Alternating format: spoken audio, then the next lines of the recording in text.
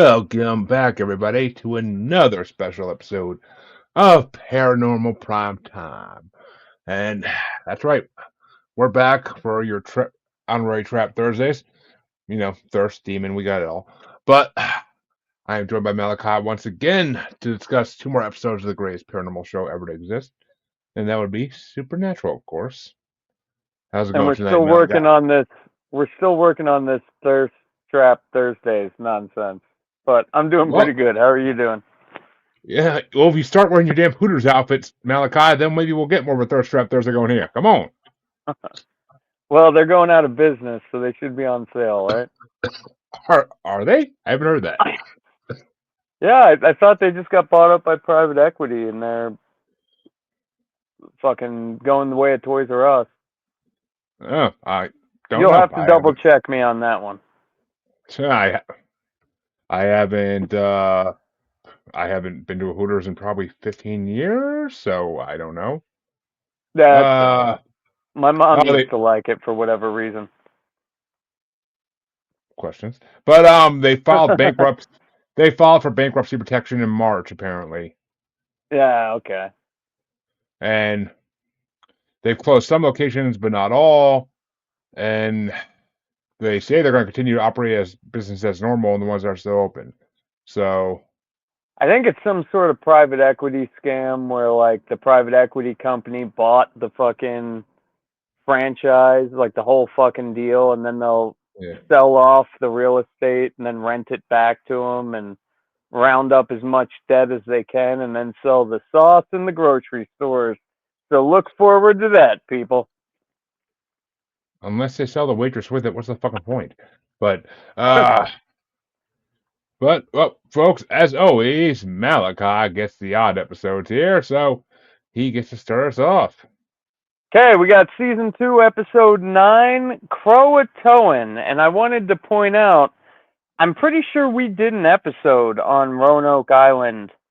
On what the fuck was the name of our paranormal show? Stranger Global strangeness. Global Strangeness. Global Strangeness. There we go. Three But I'm fucking pretty years, sure. dude. Yeah, it's been fucking 2 years. How long has it been since we did an episode? It's been a while. We're getting to two, It, huh? and it hasn't even been a year since we did an episode. We got together for that reunion like back in May or June of last year. So yeah, all right, maybe it's been about a year, but I don't know. Yeah. Time to And time, then before time. that, it was like 6 months or whatever.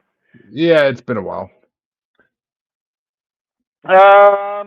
Okay, so yeah, I will touch on the Roanoke episode we did before a little bit because there's a little controversy behind that. But this was written by Eric Krepke and then Sarah Gamble, but new writer we got John Sheban, and then directed Oh, by Robert Singer. good old So Bobby it's himself. Robert Robert himself, which I don't know. Guy kind of looks like a twerp in his IMDb Oh yeah. photo, but Bobby looks a lot cooler. But we start this episode off where Dean is like walking into a room loading his gun, right? Yep. And he's there, he's got this white boy like tied to a fucking chair. And the fucking kid, this little white kid saying like, I swear I don't have it, I'm clean, I'm whatever, trying to get out of it. And then we see like another white woman and this bigger like black dude in the background, and it looks like nobody's fucking holding back from Sam about to just blast this kid. Cut to Sam waking up, and it's like one of his visions. Yep. Um, where the hell am I? Hold on a second, guys. Let me get. Yeah. Okay. So Sam wakes up, and they're driving. We cut straight to them driving, and there's only two towns in the U.S. named River Grove, and Sam knew this is where it took place. They didn't really get into that, but Dean asks, "How the hell do you know it's the one in Oregon?" and Sam remembers this vision of a poster of Crater Lake, which I've talked about on Global Strangeness.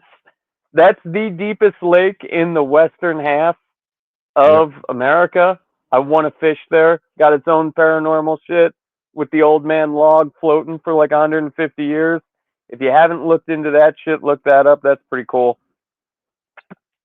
Um, and then it gets into Sam and Dean arguing about killing this innocent kid, going back and forth, like Dean saying, I wouldn't kill an innocent person, he must have deserved it, and yada, yada, yada. We got a gay meter of like one at this point.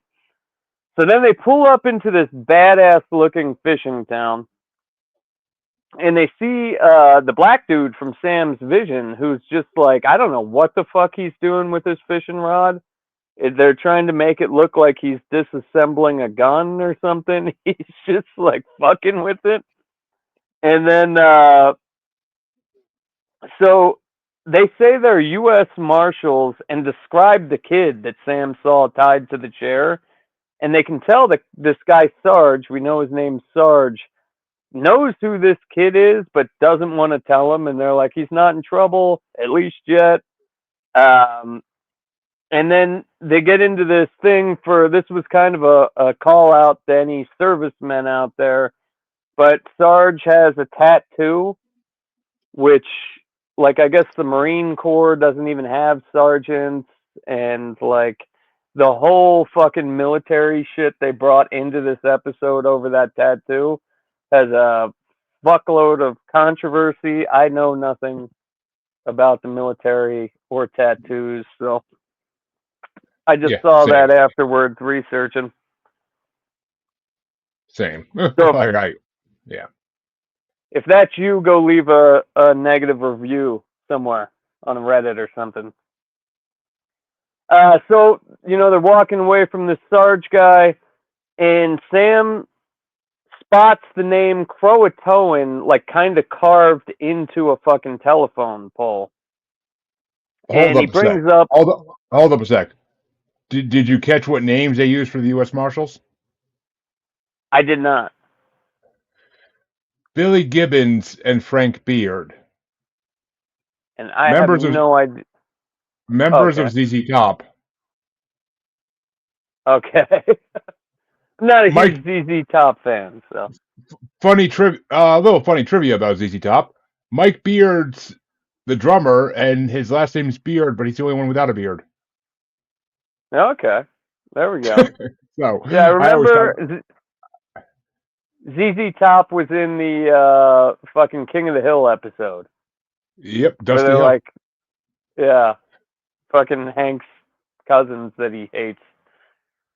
One of them, Dusty Hill is. The other two are just friends of Dusty, Yeah, but they're yeah, always fucking with Hank. yep. Okay, so Sam sees this Croatoan thing and asks Dean, don't you remember Roanoke Island? And Dean starts going into this fucking shit, and Sam's like, no, that's not fucking something you learned at school. That's something you saw on Schoolhouse Rock. Like, Dean starts rhyming and all this shit.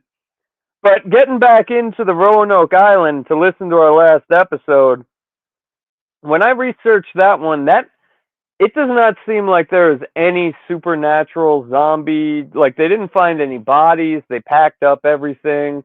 Like, the Roanoke Island shit was more of they got paid to take all this fucking shit out to the Americas, and then they came back, and couldn't find any of said shit.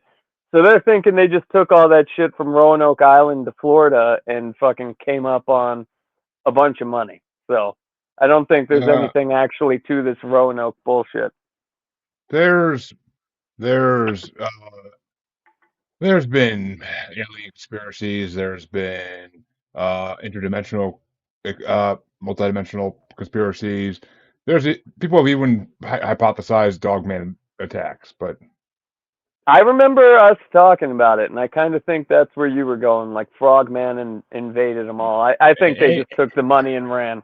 ain't no frogman in Roanoke. Fucking aliens, maybe aliens. I can see that. Or the most logical conclusion, they stole all the fucking product and sold it in Florida and lived Or, like fucking or pimps. no. The most logical conclusion is Native Americans killed them. But That could have been. Or they had a plan with the Native Americans to steal the shit and fucking go live the good possibly. old life on the state side, you know what I'm saying? But Mhm. that's for another episode. So after this whole Schoolhouse Rock fiasco, they decide they need help from somebody. So they're trying to call Bobby or Ellen back at the Roadhouse, and there's no fucking signal on either one of their cell phones. And then they go to a payphone, and there's no fucking phone service. So there's like no way to communicate with the outside world. So they go to that kid Dwayne's house who they were searching for. They were asking Sarge about, and they say he's out on a fishing trip.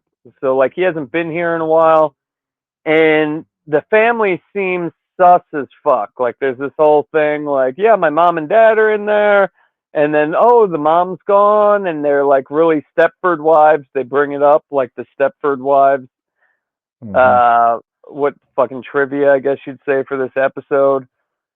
So they say goodbye to the family, walk around, and they see that the fucking father and son have the mom tied up in the garage or back room or whatever, and the son is cutting his mom and then cutting his arm and like trying to bleed into the fucking mom. And so they bust in there, right? And Dean or Sam, I don't remember. Somebody shoots the dad, and the Dean, kid D- makes Dean, a run for it. Dean shoots the dad because Sam's following the son. Yeah, the son gets away.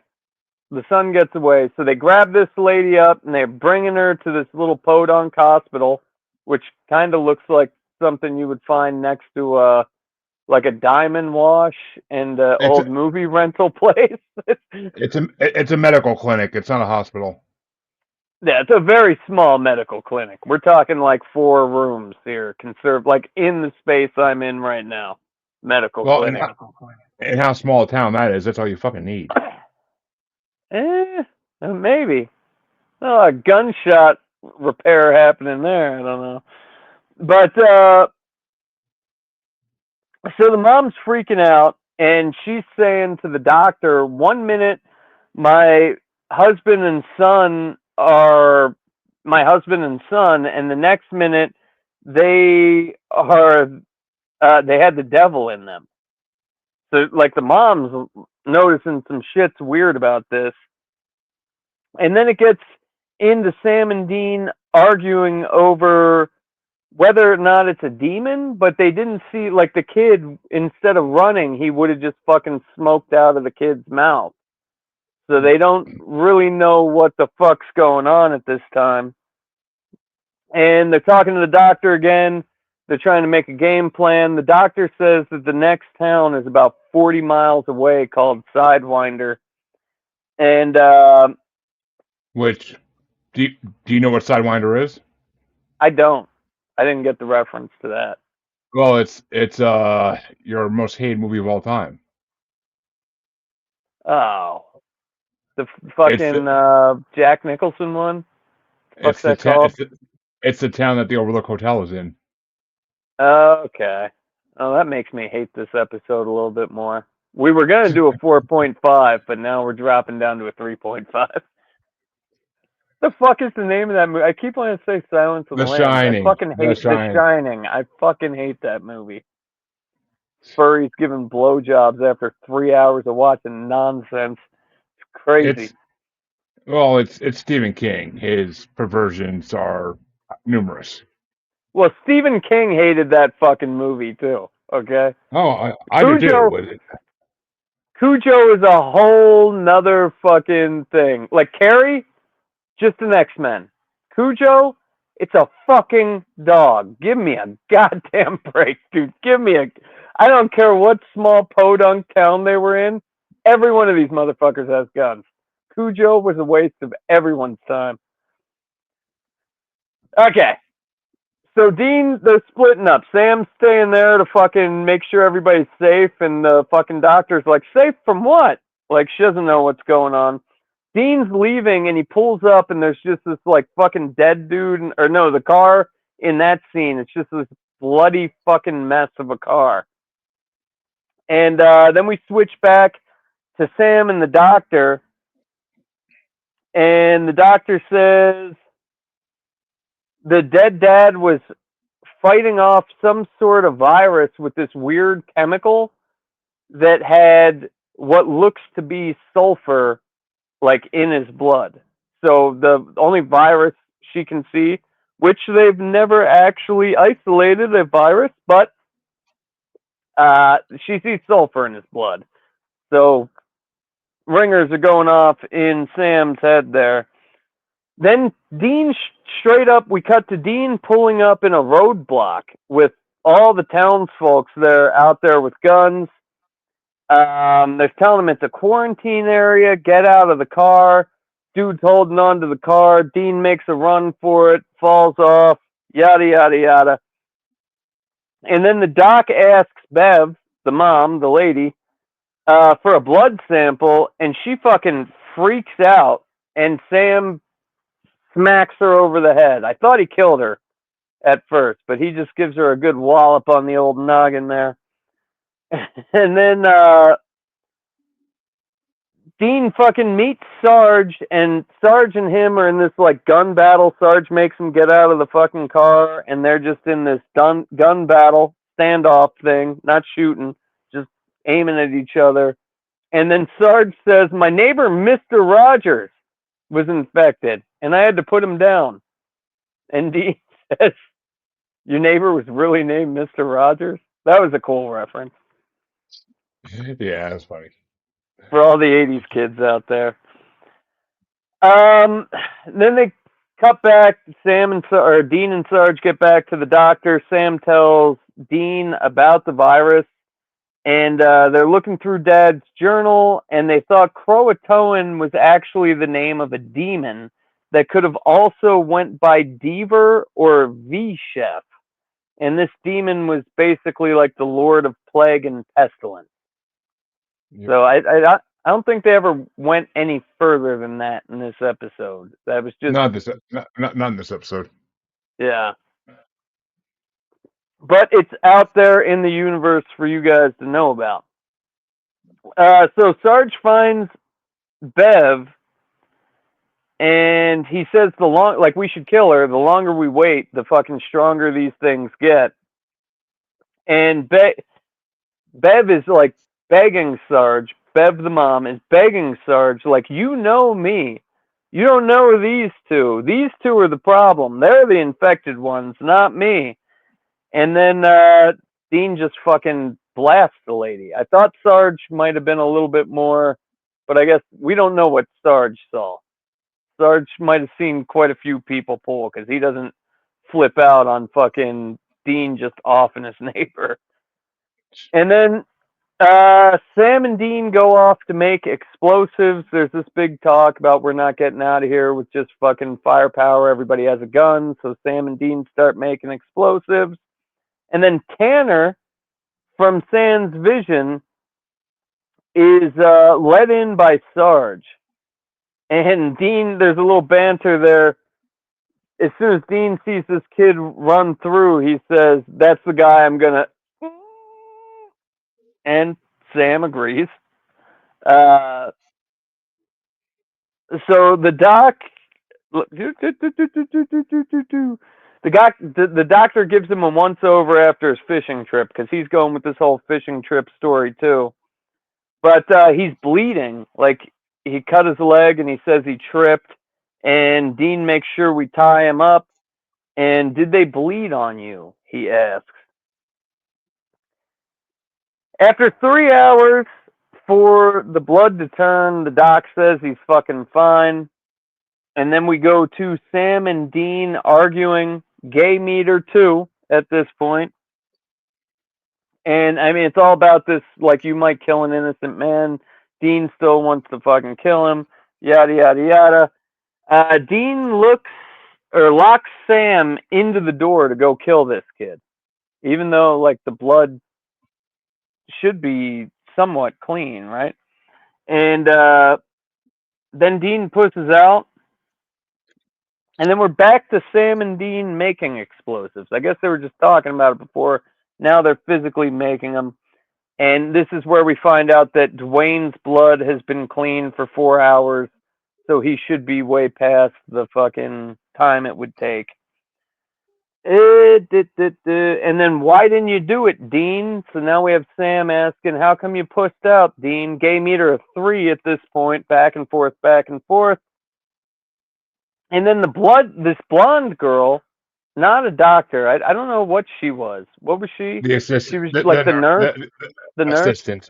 assistant, Okay. basically. But She locks Sam in a room and then cuts Sam's chest and her hand and just starts like jamming it into Sam, or maybe it was the other way.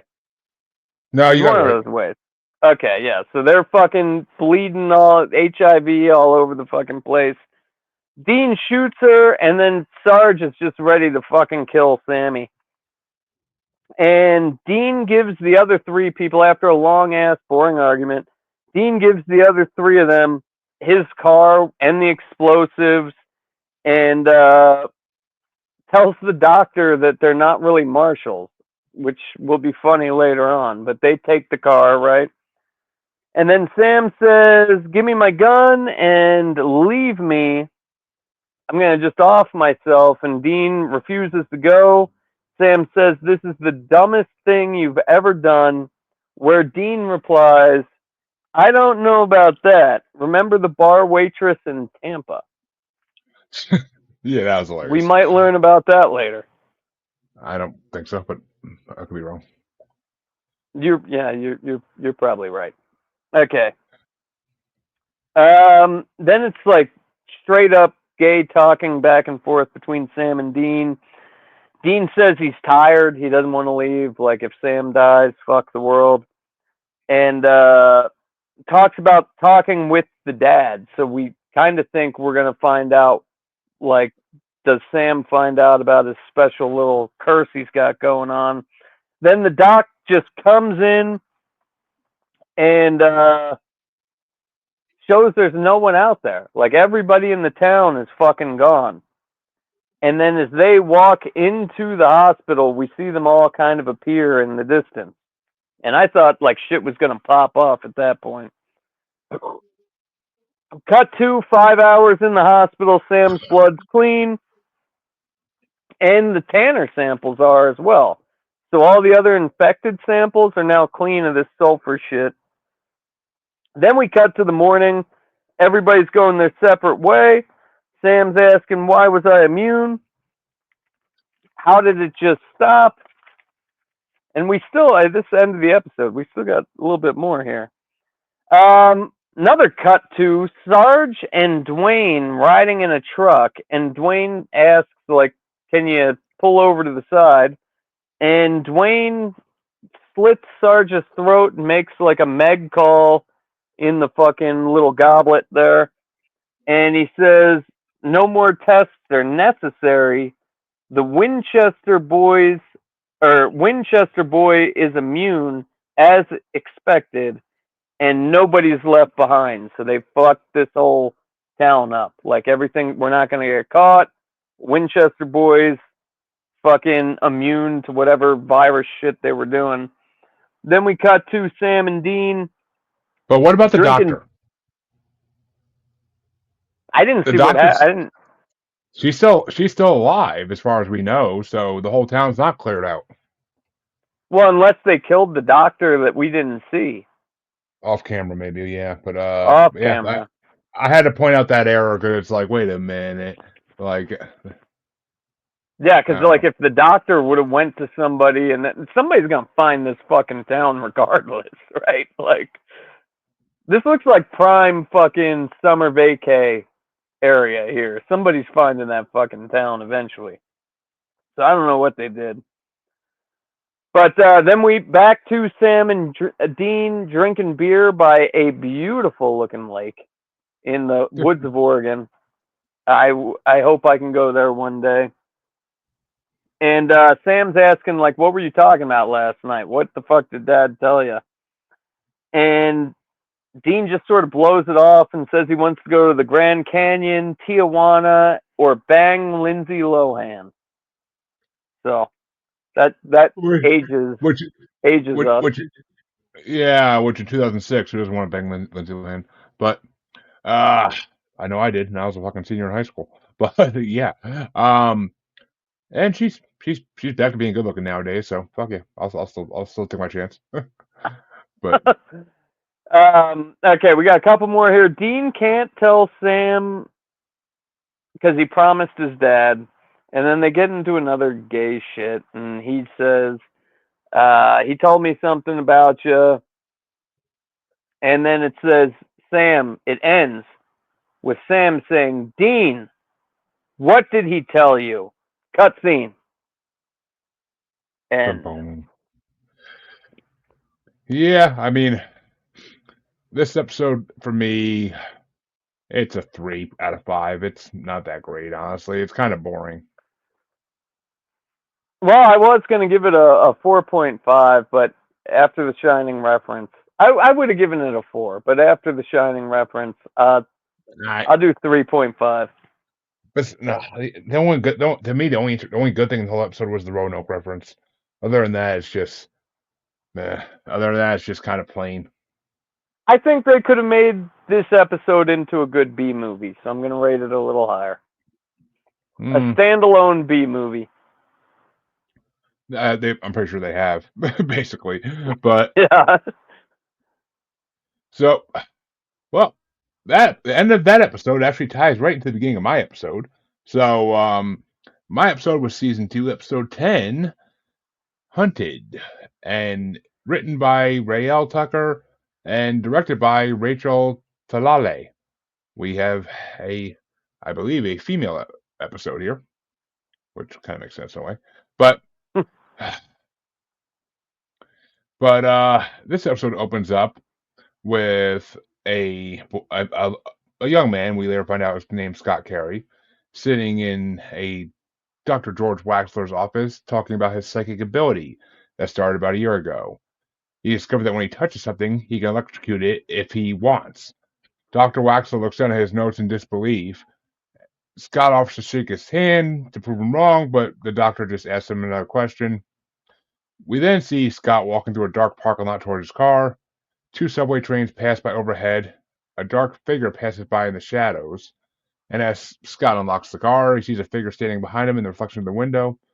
He turns around and gets stabbed in the chest with a knife. Blood flows from his mouth, and his body slumps against the side of the car. Nothing like a nice murder to open up the episode. But Did you think it was the doctor when that happened? I didn't know what. I honestly didn't remember this episode, so I didn't know what to think when that happened. I figured it was that whoever the villain was in this episode, but I didn't know who it would be. But there's a lot of ways that could have went. But it actually went a surprisingly interesting way.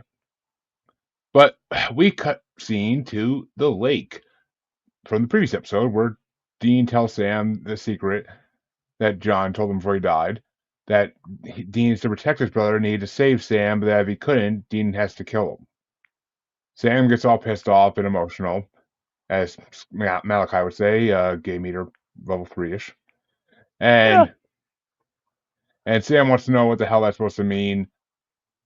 He and he starts thinking about whether he's going to turn evil and what the demon's plans are. Dean says he gets that Sam's angry and he apologizes for not telling him sooner. And he begs Sam to give him time and says they should lay low until they can plot out their next move. We jump to Sam walking out of their motel, and he steals a car parked next to the Impala, and he arrives at an abandoned building at 5637 Monroe Street. He looks outside the building to make sure it's all good. He tries to sneak around to the back door. Oh, I've tried that many nights, never gets successfully. But he picks open the lock and walks in very sneaky. And after he enters the building, he sets off tripwire and blows himself to pieces. And just if he thinks it's real for a second, We see Sam's empty shoe on the floor, and a bright light shining through the window flashes briefly, and then we, of course, see a woman waking up from sleep, out of breath, sweating, and her husband wakes up, asks her what's wrong, and she says she has another nightmare. Gee, this seems very familiar. And we see Sam walking into the roadhouse, and he goes and starts talking to Ellen, who's surprised to see him because Dean's been calling all day asking if she's seen him. And she asks what's going on with them. Instead, Sam tries to turn around to talk about Joe, which Ellen says basically that Joe left because she said if she wants to hunt, she ain't doing it under her roof. And Joe walked out. And that she hasn't seen her in weeks, but she still sends postcards every once in a while. And Ellen tells Sam that it's not their fault and that she forgave John a long time ago for what happened to her husband Bill, which I think it's at this point I think that Sam asks her what did happen, or maybe it's Dean talking to her later, but I think it was Sam Speak, right there to ask. Speaking about Joe, is this where they change her? Like, is this the last one? Like, she quit or something, and that's why they wrote this in? Don't they change Joe? I don't Or am I think tripping on so. that? I know I they don't changed some other. I don't think so, but I could be 100% wrong. I honestly don't remember. It was a long time ago. But I could be wrong too. Yeah, I could be. yeah. But Sam starts talking to Ash and asks him to do a nationwide search for people like him with psychic abilities whose mothers died in nursery fires. That big list. And he picks up four names: Sam, Max Miller, Andy Gallagher, which we know all three of those, and Scott Carey. When Sam asks about Scott, Ash tells him that he lives in a cemetery and that he died about a month ago, getting stabbed to death in the parking lot, and cops have no suspects in custody. As Sam leaves, Ellen says that she's got to call Dean and let him know where Sam is. Sam begs her not to do that, and he needs to find the answers he's looking for about who he is, and Dean can't protect him anymore. So Sam goes to pay a visit to Scott's father, pretending to be a friend of Scott's from high school. Mr. Carey says that Scott changed a lot in the last year, started with headaches and nightmares, and then he became paranoid and depressed. They tried to give him help, but Scott refused. He locked himself in his room for days. Sam asks if he can go look in Scott's room, and when he does, he finds three bottles of pills in the dresser, and he snags one of them. Fucking junkie. And in the closet, he looks and he pulls back all the clothes to see a collage of yellow eyes taped to the wall, which makes Sam think that Scott was connected with the yellow eye demon. As he walks into his hotel room, he notices someone sneaking up behind him. He turns around, grabs the person, pushing her up against the wall, and demands to know who it is. And it's the girl who had the nightmare, and she says, you're in danger. Eventually, she introduces herself as Ava Wilson, and she makes it clear that she's not crazy and she's not on drugs, but she's been having these nightmares that started about a year ago. She didn't think much of it, but about a month ago, she had a nightmare about where she saw a guy get stabbed in the parking lot. A few years later, she found an article in the paper about Scott Carey's death, which she shows Sam, and then she continues to tell Sam that last night she had another nightmare in which she saw him die. He realizes that she must be one of the psychics that the demon has plans for, and he tells her about all of it, and she thinks he's insane because who wouldn't?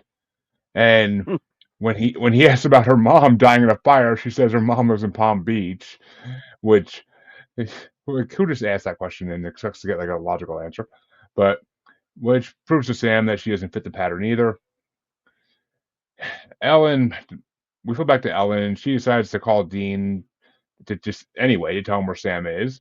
Tells him that she tells Dean that he's in Lafayette, Indiana, and we're back to Ava, and she begs Sam to leave town, but he says he can't because he's got to find the answers he's been looking for. He's on a quest here. But as far as she's concerned, if she drove all the way out here from her hometown to save his ass, she's not leaving either. So she grabs her purse, heads to the door, and Sam says if she leaves now, she may never know the truth about her disturbing nightmares. She makes an appointment with the psychologist to help Sam steal Scott Carey's file from his office. She freaks out hilariously when she sees Sam walking along the edge outside the ledge outside the building, and she tells him how when she was a kid she ate 8 packets of Pop Rocks and drank a can of Coke, and she asks him if that's considered an attempt to off herself, which I found that hilarious. But they go back to the hotel and they're listening to a recording of Scott's visits with the doctor.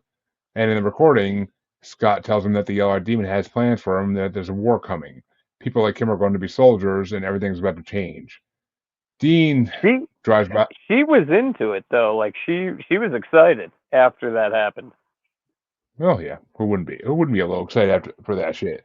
But Dean drives by the hotel and sees Sam, and Sappy's okay, but he sees Ava, and he says, "Sam, you sly dog." Which, if Sam was smart, he would have. But uh, She was engaged, Jeremy. Winchesters don't care, but they're hunters. But all of a sudden, there starts to be shots going through the windows of the hotel room. Sam and Ava duck down behind the table, but the shots are still being fired. And then we see our good friend Gordon Walker across the street on the roof of a building with a sniper rifle, aka Randall from This Is Us, back once again after That the was guys asked him. quick, right? How many It was pretty episodes was that? beginning of this season, so it couldn't have been more than 6 or 8. Okay. Yeah, I thought it was super quick how fast they brought Gordon back. Yeah, well, he has a purpose, I think. But uh, Dean sees Gordon and lays a few rounds of punches on him, but Gordon gets the upper hand and knocks him out with the back of the sniper rifle. Sam and Ava go back up to the roof of the building and where he was firing from. Sam finds his rounds, and it leads him to believe that Gordon put a suppressor on the rifle. Ava's now freaked out completely, and he tells her that he's not crazy. They just watched a lot of T.J. Hooker. What is that? I didn't get that reference either. T.J. Hooker's a detective show, I believe, from the 70s. Okay. I believe. I could be wrong about the I timing, but know Perry Mason. it's a cop show. T.J. Hooker was a cop show. But Okay. Sam calls Dean, who is, as we see, tied up with Gordon holding a gun at his head, and Dean tells Sam to go to the address. And Sam happens to know Dean's in trouble because he used the term "funky town," which is their code word of letting each other know over the phone when there's a gun pointed at them. Pretty smart. Sam convinces Ava to go back home because he wants her out of harm's way. At the building, Gordon tells Dean that as much as he wants to get revenge on the two of them, he's a hunter, not a killer, but that Sam, as a psychic, is fair game. Which I gotta say, I hate the way they make psychics look at this part, because as someone who's talked to and knows a lot of psychics out there in the world, they are not crazy and they're not fucking the same as vampires and werewolves and deserve to be hunted. Just saying. But Agree to disagree. Just joking. I was gonna say, dude, you're from the fucking carnival, like for God's sake. But Circus, uh, carnival, different things. Come on, let's be real here.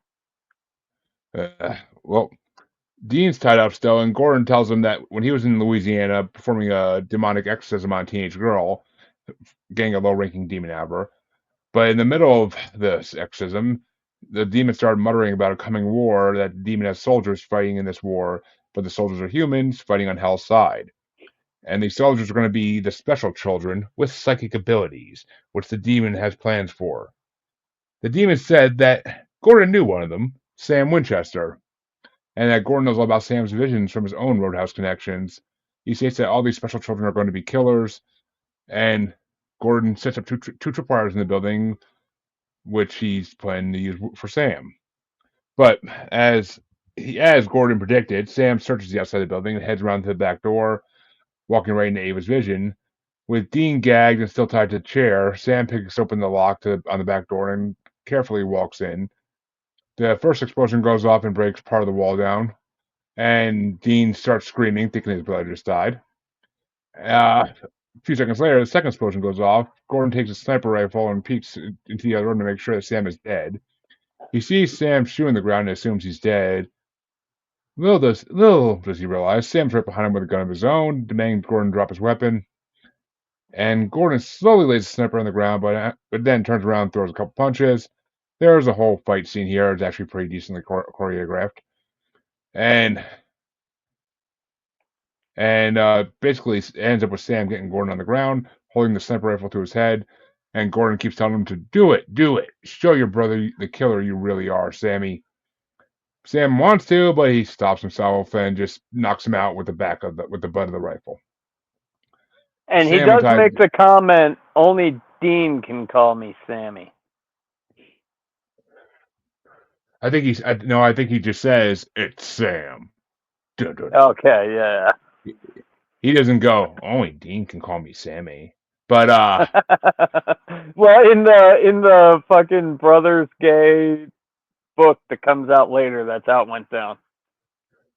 but possibly. But he unties Dean, and Dean wants to go take out Gordon finally.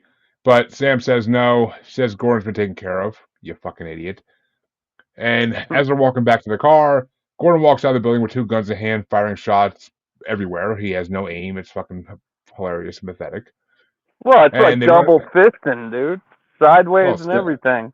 you'd think as a hunter he would have just came out with a freaking sniper and started like aiming and shooting.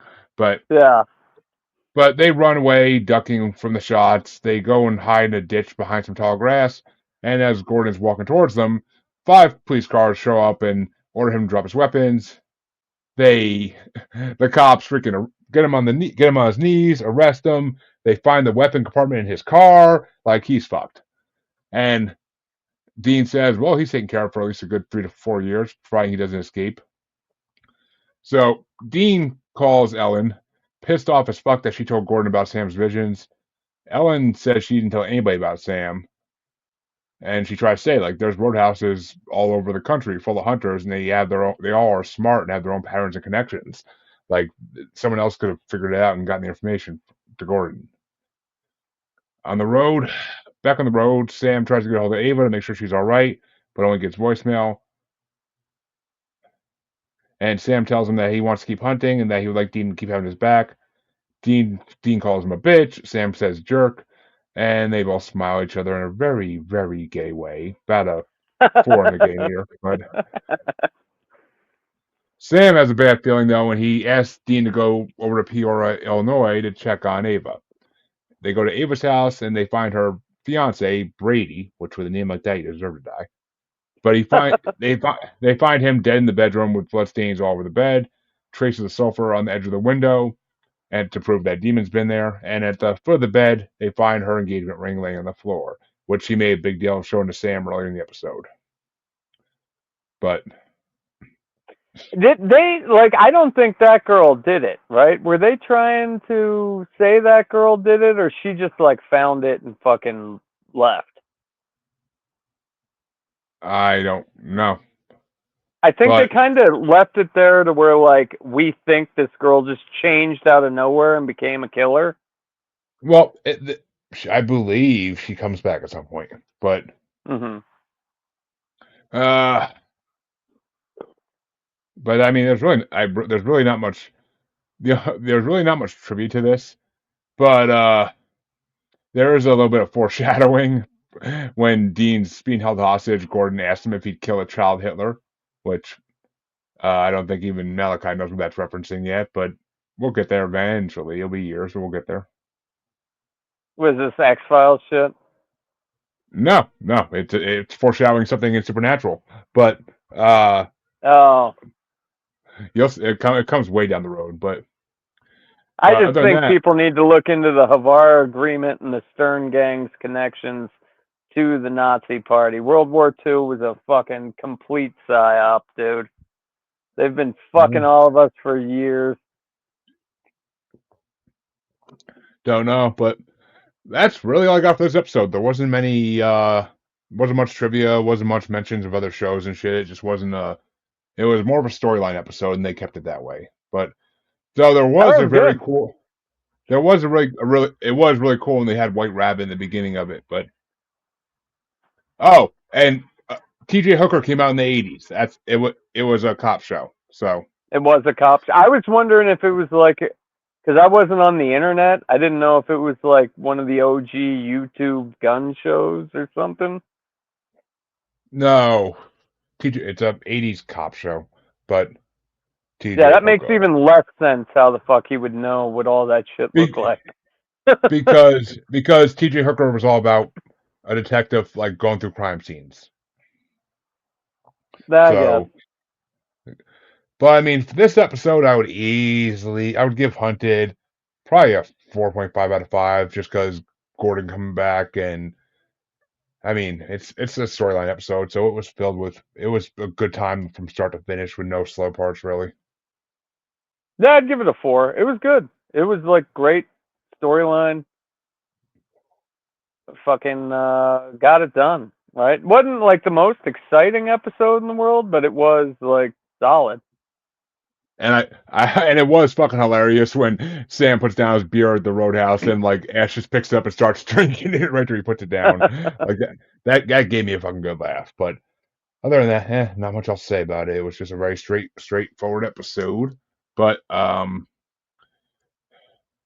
that's gonna do it for these episodes, folks. But next week, actually next week we're gonna be doing this on Friday instead of Thursday for those who actually watch. So And what's our nickname on Fridays? It's not Thirst Trap Thursdays, which we're working uh, on, people. We're fucking working on that. Frogman Fridays. No, I'm kidding. Yeah, Uh, Jeremy. uh, I'll figure out something by next week. But Didn't we do it on Fridays? You already had a nickname. I couldn't think of something. I'm pretty sure. Oh, okay. But Freaky uh, Fridays for the Lindsay Lohan reference there. There you well, go. that would Freaky have worked this Fridays. week. But I think we have 2 Monster of the Week episodes next week, so that'll be a fun one. But Sweet. I think for there's not I don't want to dig into it too much because I don't want to ruin it for myself.